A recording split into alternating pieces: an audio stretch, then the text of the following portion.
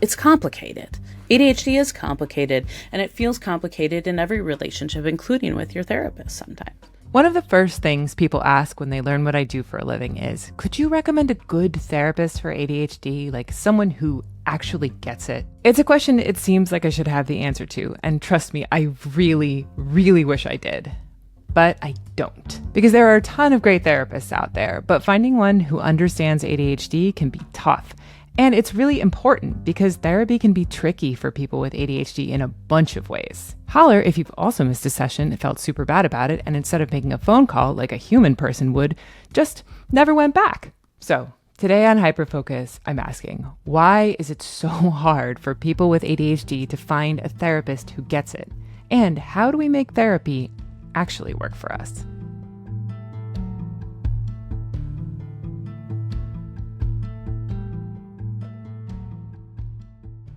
You asked about people with ADHD sticking with therapy. It's like, well, why would anyone stay in any relationship where they feel judged and misunderstood?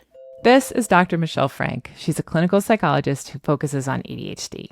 Michelle's mentors were legends, like full-on legends in the ADHD world, like Sari Solden and Ellen Littman. And by the way, you can hear from them and Michelle in an earlier episode of Hyperfocus. Michelle found her way to this work partially because she has ADHD herself. I started this journey saying I would never work with ADHD, too close to home, yada, yada.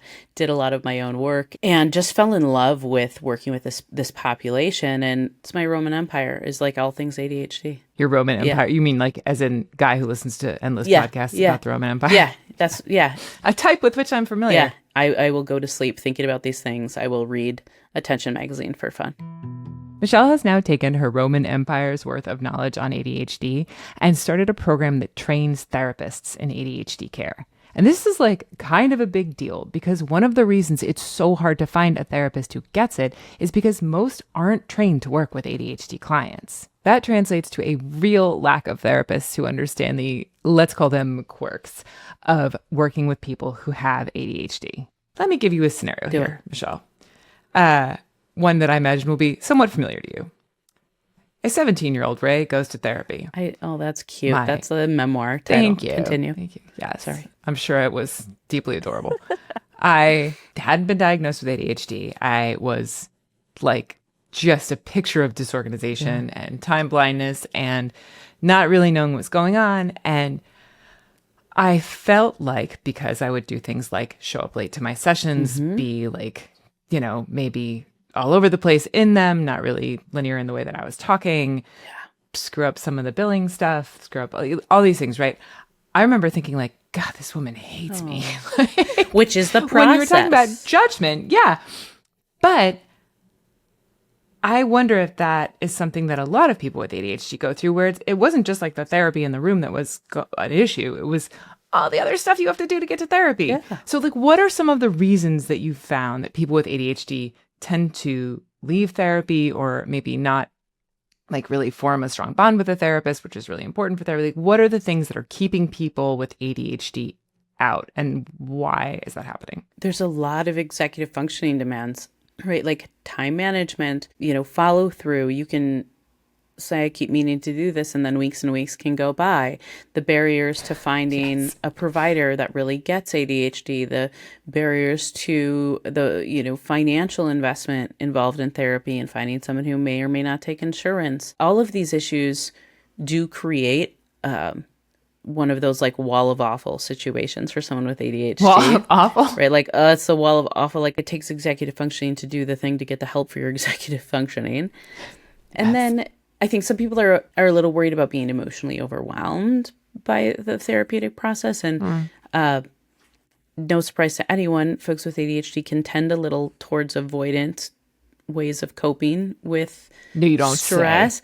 And so sometimes it's kind of like, I'm just not ready. That might be too overwhelming emotionally. Like I just don't feel I have that emotional space. And then there are a lot of folks who unfortunately have worked with the therapist who does this kind of like blank slate thing and doesn't give enough feedback, isn't actively involved in sessions. This blank slate thing is something I think can really undermine therapy for folks with ADHD. A lot of therapists are listeners, which sure is their job. They understandably see it as their role to create a safe space for their clients to express themselves. And that works really great for some people. I, however, am not one of them. Like a lot of people with ADHD, when I'm being vulnerable and the other person is giving me nothing, my brain will helpfully fill that silence with every single horrible thing that person could be thinking about me. And then, and I'm fairly sure I'm not alone in this, anxiety takes over and I just fill the space with words. Blech. Not like helpful therapeutic things either, just blech, words. Folks with ADHD really need that, like direct feedback. They need some conversations, not just building awareness, but the but how piece. Yeah. And so I've heard people say like, yeah, it was helpful in terms of like, I learned some things, but I didn't really know how to change some things. Or they'll say, I found that I was so tangential, like going off on my ADHD rabbit trails, and it just became more of like a conversation. And then the hour was up and I just rinse, repeat. But the one that really breaks my heart is people feeling like ADHD isn't talked about at all, or when it is, it's really dismissed or invalidated, or you get this really kind of trite advice like, oh, have you tried using a planner and an alarm? You know, like, it's just That's my favorite thing. Yeah. It's like, have you tried the things that everyone tells you to try? Yeah. Did they not work? Oh. Oh, sorry. Oh, You great. should really talk to someone about that. You know, Nothing like, feels as you're better in than therapy. when I think about why is it important for therapists to be trained in ADHD? Why is that something that we should want, right? Like, why isn't it just enough to walk in and be like, I have ADHD? And they're like, oh, okay.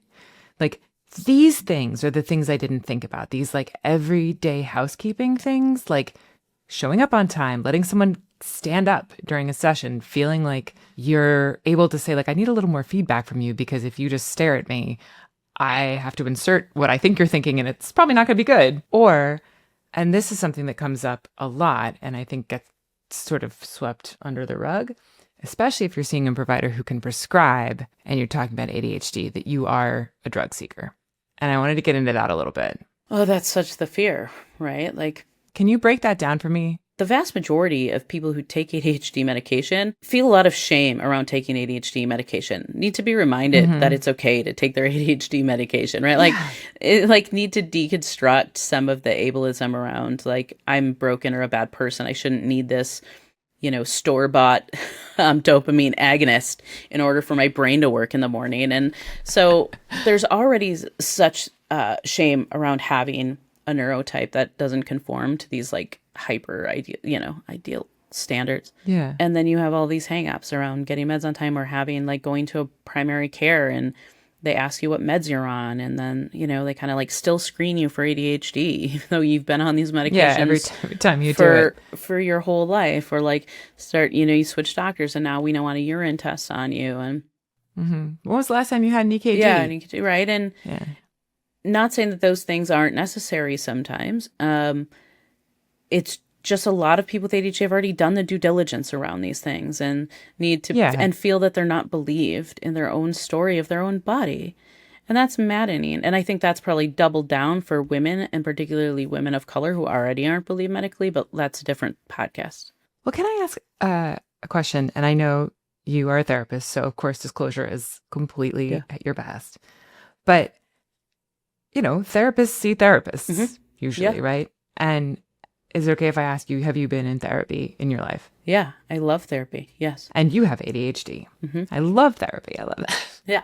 That's resounding advocacy for therapy. When you've you also at the top, when I asked you about like your background, you said, I never wanted to work with this population. I told myself I'd never work with this population. And I'm curious about it. Like, you have ADHD, you've been in therapy. You also had a hesitancy to work with people who have ADHD. Like, why?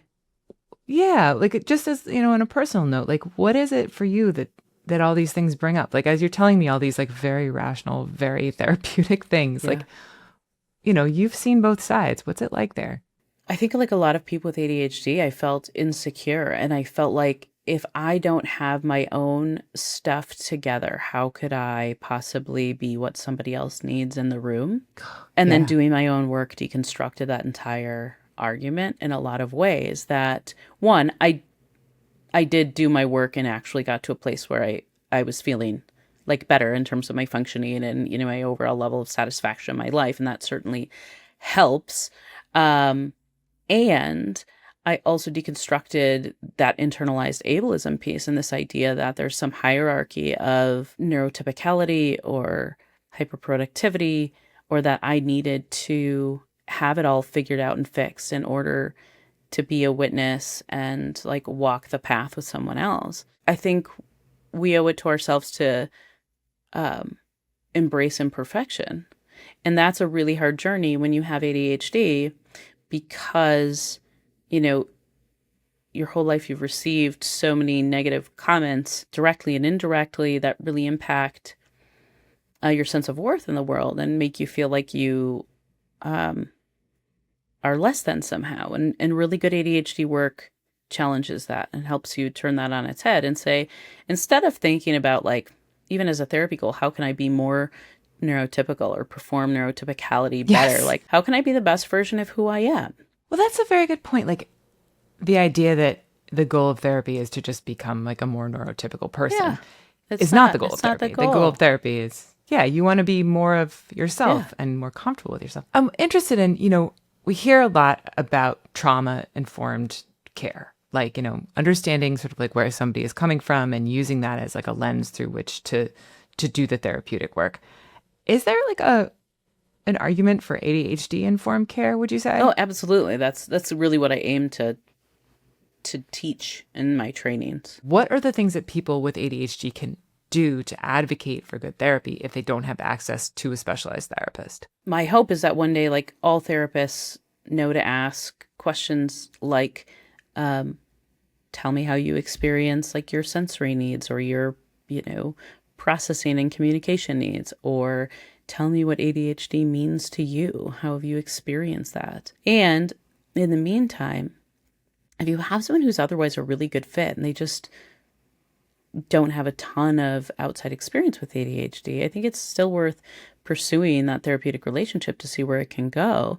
And you might need to start those conversations. Say, I want to share with you a bit about what this has meant to me. And a good therapist is going to know how to roll with that and where to take that. And so it's really just saying your vulnerable truths.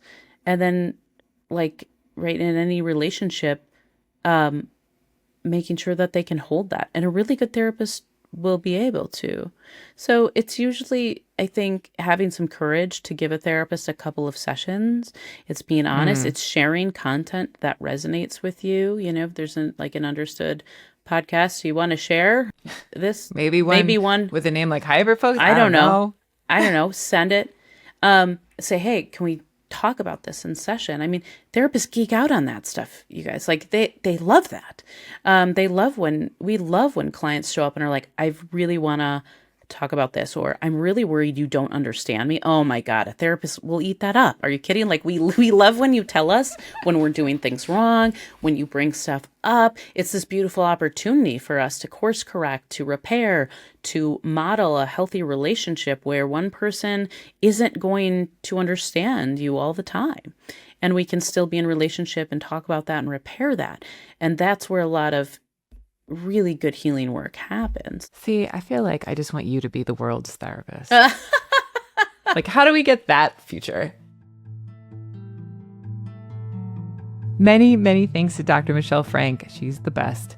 If you want to hear more from her, you can check out our episode called These Trailblazers Change the Game for Women with ADHD. It's pretty cool. Thanks for watching. If you like this conversation, subscribe so that you never miss a video. See you in 2 weeks.